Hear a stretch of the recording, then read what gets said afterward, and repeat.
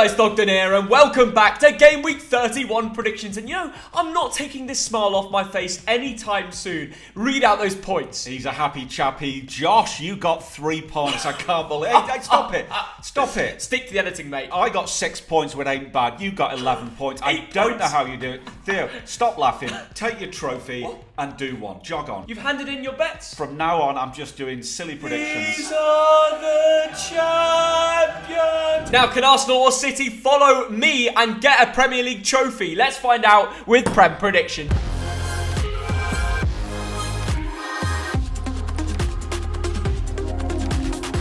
And the first game is hit the like button and the subscribe button, because if you do that, your team might win this weekend. But really, the first game is Aston Villa in 6th against Newcastle United in 3rd. Well, Bolton have Oxford away, so I've already hit the like button on my second account, the Thogden Reacts channel. Thank you for 100k subs. If you aren't subscribed on there, don't be a mug. But Villa Newcastle is a cracker. This is the biggest game of the weekend. They are the two teams on form. Newcastle have the best form in the league. 5 wins out of 5. How are they doing it? First, Villa have got 4 wins out of 4. Ooh. Ollie Watkins can't stop scoring. He did it in the last minute against Forest. But like you say, Newcastle. I've become a historian here, Dad. And I've just found out a few different facts that have happened in the world since the last time Aston Villa have won 5 successive matches. Go on. Do you want to know? In the last 25 years, that is. Putin has run Russia on 3 different occasions. Rooney has gone through his whole footballing career. Douglas Luiz was born and bred and has become Aston Villa's star player to today. Real Madrid have lifted 8 Champions League trophies, for goodness sake. Please stop that, because 25 years ago, I was 30 years old. Alexander Isak, what a winner last week against Brentford, eh? Yeah, brilliant goal. And let's not just credit him. Alexander Isak, I think he's now got 5 goals in 7 games. That's brilliant statistic. You know what? Overall, Theo, I'm going to sit on the fence with a 1-1 draw. I'm going to go 1-1 as well. So after all that information, we've both gone boring. I know, but talking of not boring... Yeah, talking of not boring, is a man that once roasted us, and he's now joined the dark side or the good side. Depends on your thoughts on Thogdad and I. It's Rory Jennings. He's back on the channel, the Chelsea boy. Thoggy, can't you see? What's happening, everyone? Thank you so much, Thogden, for having me on this channel. I am truly honoured to feature in Premier League predictions. Must say that I have given this the due diligence that it deserves. What a season they are having. Unai Emery, what a manager he is. I feel like his time at Arsenal was cruelly sneered at. We didn't give him the true respect that he deserves in the Premier League, but he is certainly getting the love now. This is tight, but I'm going to go for a 2-1 win to Aston Villa. And the next game is Southampton against Crystal Palace, 20th against 12th. Now both teams involved with high-scoring games last week. You're counting the goals scored by Crystal Palace. Yeah, I don't know how Roy Hodgson's doing it. He's the oldest Premier League manager. I mean, lucky you're not a manager, because you'd obviously be past that record. Can we stop talking about my age for 1 second? Southampton, 2 points in 5 games. No. They need to win. This is a must-win game. It's become a must-win stage. 4 points from safety. Ruben Sellers has 1 win in 12 Premier League home games. Different managers have played a part in that, being Nathan Jones, but it's not good enough. The last time they played Crystal Palace was in the Cup at home, and they won 2-1. So that will make the players know that they can do it again. That is true, but we got to talk about that Crystal Palace Leeds game. Smashed. Michael Elise was the magician there. He's incredible. I got it all wrong, by the way, with Patrick Vieira. Yeah. There was a clear problem we didn't know about. There was a clear problem, and the thing is, we said in that video when he got sacked, there's things that fans don't know that players know inside the dressing room, inside the club. And clearly, the players are being allowed to be more expressive and can play a bit more of expansive football under Hodgepodge. And he's doing a great job. I think they will survive. I reckon Southampton 1, Crystal Palace 2. You're copying my notes. I've gone 2-1 as well. But I've actually done some research in this. Hodgson at Watford was woeful. But the one win he did get was at Southampton away. And it was 2-1. So I'm going to back it again. Southampton Palace. This one surprised me. I cannot believe how well Roy Hodgson has done. He has been fantastic. And I think that he will continue his winning run with victory. Crystal Palace to win this game 3-1.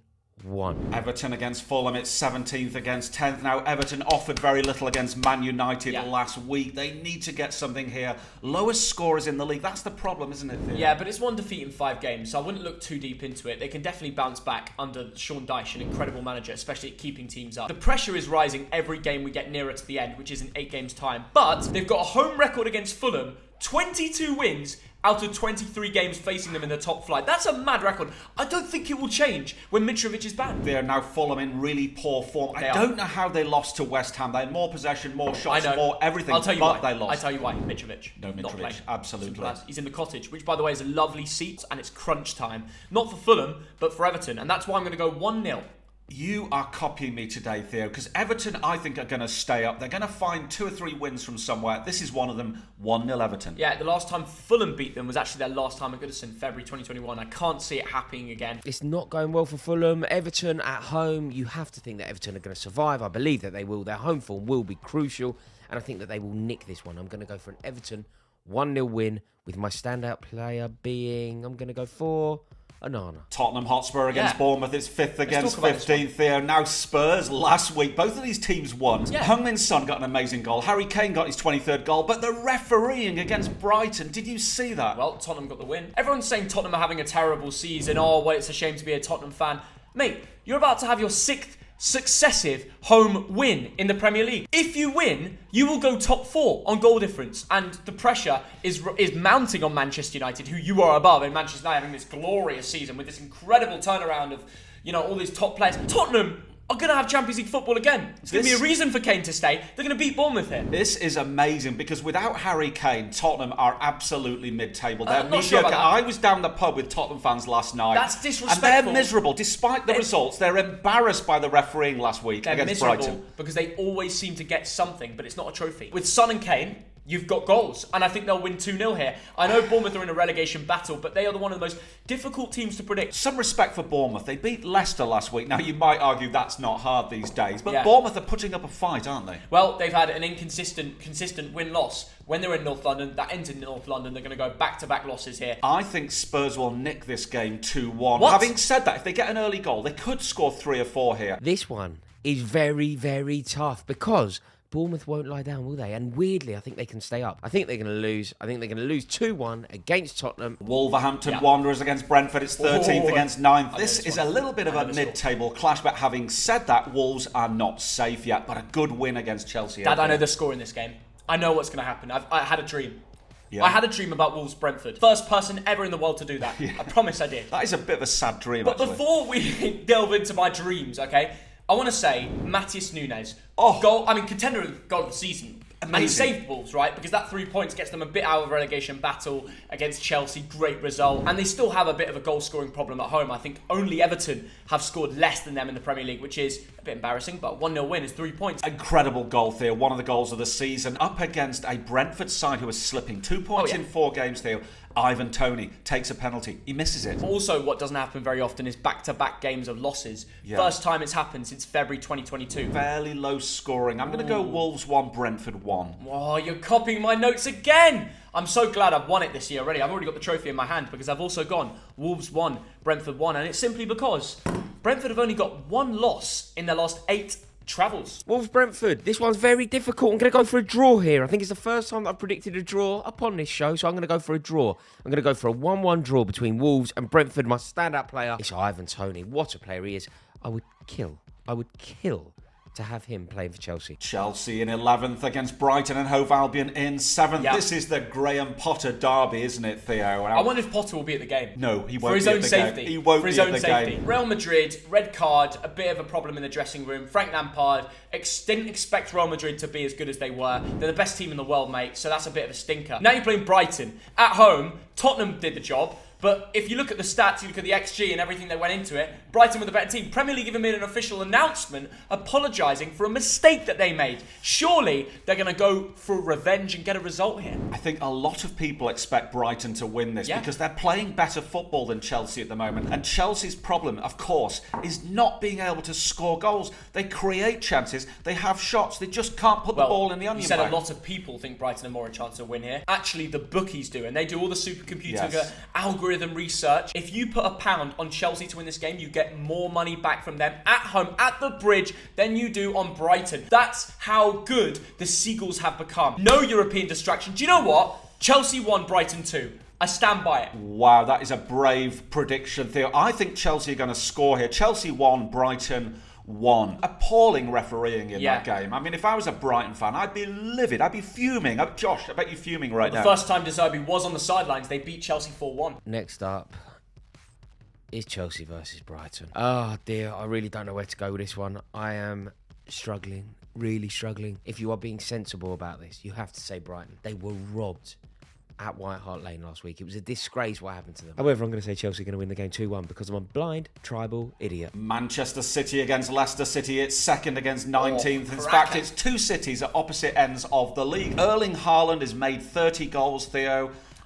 He's going to score for you, isn't he? Your defence is terrified. Theo. What's that? We shouldn't talk about Haaland because Rory's a guest and we don't want to upset him a bit. So yeah, we don't. Don't mention Erling Haaland and how many goals he's going to get this season. I'm going to ask you, have Leicester got any chance in this game? Yeah, we should move on from that topic. You're right. Last team you want to face now and the last place you want to go is Manchester City. I'll be honest, Premier League champions in 2015 and relegated in 2023. They are going down. And this is going to be a smashing. They're going to lose 4-0 here to City. Haaland's going to score 2. He could eat on the sidelines, run back on the pitch and score again. This could be a cricket score, but I'm going to be sensible. I think it's going to be 3-0. Let's give a round of applause here, Dad. Jamie Vardy, landmark, 300 Premier League games. You know what? Good to tick that off before they're playing in the second tier. Manchester City versus Leicester. Not a good time to be playing Leicester, but not a good time to be playing Man City either. And I expect Manchester City to be buoyed by what they achieved in Europe. Or we could talk about Erling Haaland, my old mate. Thoggy, cheers for that clip, mate. West Ham United in 14th against Arsenal, top of the table. It's a tasty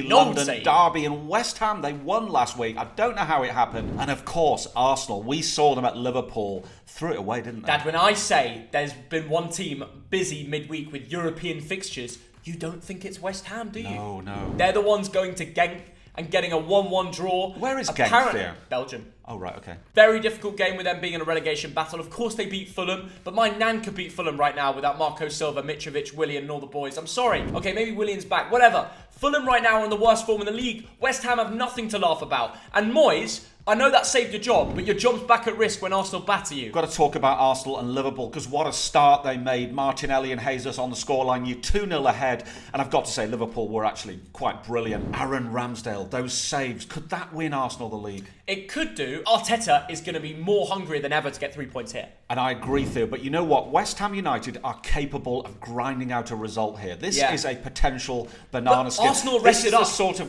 the sort of game that Arsenal must win, but will they be nervous on the day? No, they won't be nervous. They'll be rested whilst West Ham have been travelling. They've got Jesus, they've got Nketiah, they've got Trossard, they've got Martinelli, they've got Saka. So many forward options fit. I mean, compare that to the likes of United right now. They've got an injury crisis. I'm going 2-0. And I'm going to go 2-1 to Arsenal. I reckon they'll nick it. Perhaps a late winner. Yeah, Hammers have still to face 3 of the top 5 in their remaining Premier League matches, so it could get very close at the end. Arsenal are going to bounce back. I think that lots of people thought that there was a blip on their character with what happened at Anfield, but ultimately I think that was a good point. There is no reason for Arsenal fans to panic, and assuming that they get back to winning ways against West Ham away from home, there is absolutely nothing to worry about, and let's face it, they will. But Gabriel Jesus will be the clincher in this fixture that Arsenal are going to win 3-1. Nottingham Forest against Manchester United. Yes. It's 18th against 4th. This is another game of huge significance. Every game this weekend matters. This is the biggest game of the season for Nottingham Forest. I know that they've picked up almost 21 out of the 27 potential points at City ground. But you're playing United, who have an injury list. I'm going to have to read this out. This is crazy. Lisandro Martinez, Rafael Varane, Rashford, Garnacho, Luke Shaw, all on the sidelines. Surely Steve Cooper's licking his lips. His job could be saved. Well, Manchester United, I'm sure, won midweek in Europe. They were 2-0 up with a few minutes to go, and I didn't look at the final score. It will be close. There'll be a VAR disallowed goal for Forest, and they could have won this game 2-1, but I'm going to go 1-1. I think Forest will smash them. I actually think they're going to turn up, even though they're going to bounce back from a terrible 2-0 Villa loss. I see an Anthony Martial masterclass incoming. Nottingham Forest 1, Manchester United 2. Manchester United, the exploits of European football midweek. It has an impact. It takes its toll. And I actually think that there could be a surprise in this one. I was about to say that this could finish 1-1, but I'm actually going to change my mind. Manchester United are going to win this game 2-1. 1. And last but not least, Leeds United I'm fired against up for this Liverpool, one. 16th against 8th. This is a massive red rose against white rose derby, isn't it? Dad, Theo? the Whites are so unpredictable in their last 6-7 matches. I don't know how that happened, Theo. I mean, Crystal Palace just turned up on the day, but what I do know is that Leeds will be up for the fight, and I do know that Liverpool's away record ain't that good this season. No, it isn't. Leeds have 5 clean sheets in 41 games. That's a crisis. I don't think they'll enjoy playing at Ellen Road with that crowd, with the sort of the passion of the Leeds That wasn't a problem players. for Palace last out, though. That is true, Theo. That is true. But I think Liverpool's a different proposition. I'm going to go for a 2-2 draw. But this could be 4-3 Liverpool. This could be anything. Devil's advocate with you and actually say that the Whites are going to win. Leeds 2. Do I have to go over there and get the Jeremy Beadle? Let us know in the comments what you think about that. Am I a mug? Well, we know you're a mug. I know who is a mug, though. Rory Jennings, what's your score prediction? I think that Liverpool will be on the crest of a wave off the back of that performance in the second half against Arsenal. I expect them to win this game 2-0. Honoured to have been on this channel. Thank you for having me. It is a true, humbling experience to be on the Thogden channel. Loving the content, my friend. Can't wait to see it. Hey! Thank you, Rory, for coming on here. Everyone press the like button, the Bang, subscribe bang, button, bang, bang. and also the Thogden Reacts channel. Wow. Like and subscribe that as Don't well. forget to subscribe here. Thank you so much for watching. Enjoy the weekend. Come on, Bolton!